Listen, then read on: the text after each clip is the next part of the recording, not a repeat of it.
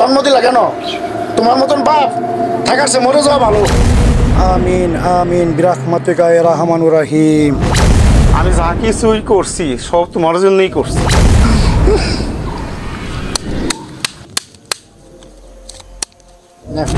কইতে আইছো বাবজান? আমি কইতে আছি এটা তোমার জানা দরকার নাই। বাহ, কি সুন্দর উত্তর। রব্বানা ফিদ দুনিয়া হাসানাতা ওয়া ফিল আখিরাতি হাসানাতা ওয়া কিন্না আযাবান নার। আমরা কতিপয় গুনাহগার ব্যক্তি আজকে আল্লাহ তোমার কাছে হাত তুলে মোনাজাত করতেছি।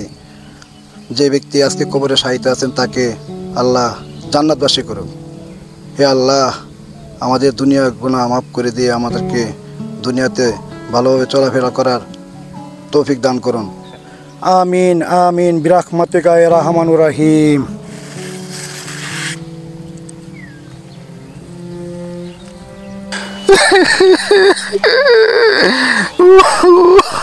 বন্ধু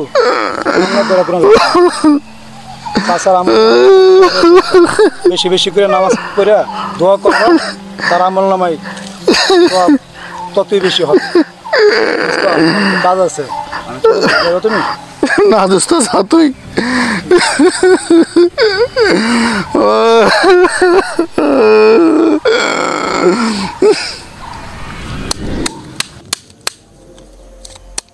নেফ পাতি যা টাকা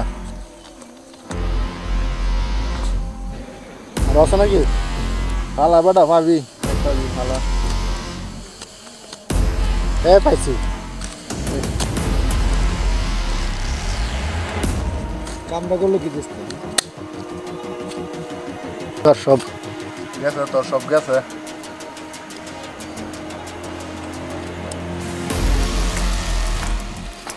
মরছে রে। আমি খেলতাম না রে। আরে কে খেলতি? খেলতি না? না আমি খেলতাম না। না না না না দেয়া যাক আমরা খেলতাম না। স্যার স্যার স্যার না না না আরে আমরা খেলতাম না বেটা। স্যার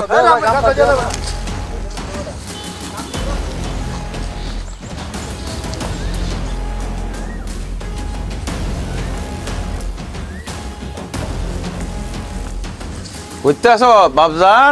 কইতে আইছো বাবজান? আমি কইতে আছি এটা তোমার জানা দরকার নাই। বাহ, কি সুন্দর উত্তর। কই যাও? তোমার বাড়ির ভিতরে যাও নিষেধ। নিজে কিছু একটা করো, নিজের পায়ে দাঁড়াও। আমি আর খাওয়াইতে পারুম না। পারবা না কেন? তাহলে জন্ম দিলা কেন? তোমার মতন বাপ থাকার চেয়ে মরে যাওয়া ভালো।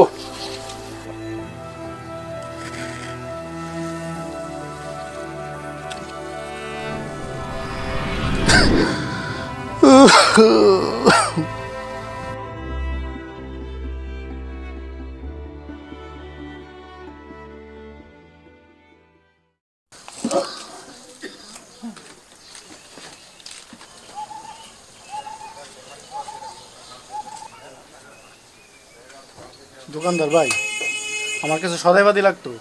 সদাই ভাই, তোমাকে একটা কথা বলতাম, কথাটা না বললেই নয়।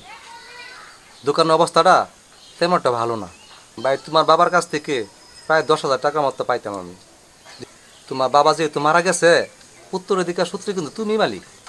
তুমি যদি তোমার আবার এই টাকাটা পরিশোধ না করো, তাহলে কিন্তু তোমার বাবার আত্মা কিন্তু শান্তি পাবে না। ঠিক আছে ভাই, দোয়া করেন, আমি চেষ্টা করবো আব্বার পরিশোধ করে দিতে পারি। সদাপাতি নেবেন না ভাই? পরে আসা নেবো।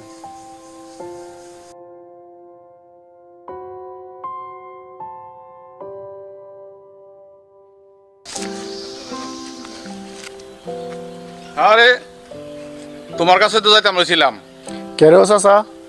আরে তোমার আব্বাই মরার আগে আমার কাছ থেকে টাকা নিয়েছিল 80,000। তো জানাজারের মধ্যে না তুমি বললা যে কেউ যদি পানা দানা থাকেন আমার কাছে যোগাযোগ করেন। পরে রাস্তায় ফেলাইছি, এখন বাপের ছেলে হিসাবে উত্তরাধিকার হিসাবে পাওনা দানা পরিশোধ করা তো তোমার দায়িত্ব। তাই এখন আমার 80,000 টাকা তোমার দিয়ে দিতে হইব।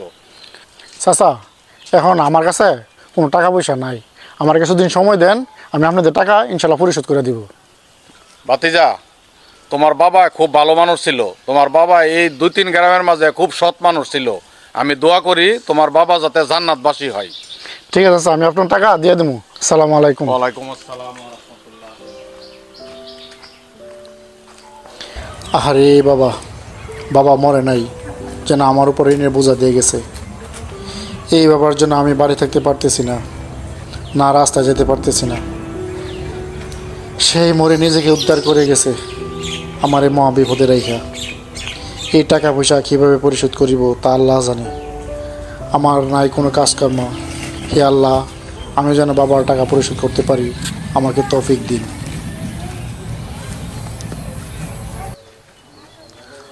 তোমার বাবা আমাদের এখানে 15 লক্ষ টাকার একটা লাইফ ইন্স্যুরেন্স করে গেছিল।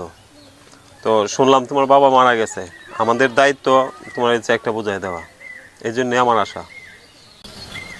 এখন স্যার আমার কি করতে হইব? এখন আমাদের এই ফর্ম আমি সব রেডি করে আনছি, চেকও রেডি করে আনছি। তো তোমার দায়িত্ব হইলো আমার এখানে একটা সাইন দেওয়া আর চেকটা বুঝে নেওয়া। কোনখানে চিকিৎসা করতে হবে স্যার? কোনখানে? এই যে ঠিক এই জায়গায়। স্যার কলম দেন। হ্যাঁ, কলম দিতেছি।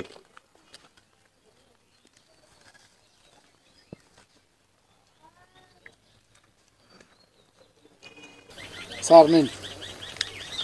ঠিক আছে। ঠিক আছে স্যার। বাবা, তুমি 30 বছর ধরে আমার জন্য কি করছো? আমি 30 বছর ধরে কি করছি? আমি যখন মরে যাবো তো বুঝবা আমি তোমার জন্য কি করছি। আমি যা কিছুই করছি সব তোমার জন্যই করছি। আব্বা যে এত কিছু করে গেছে আমার তো কিছু বলে নাই।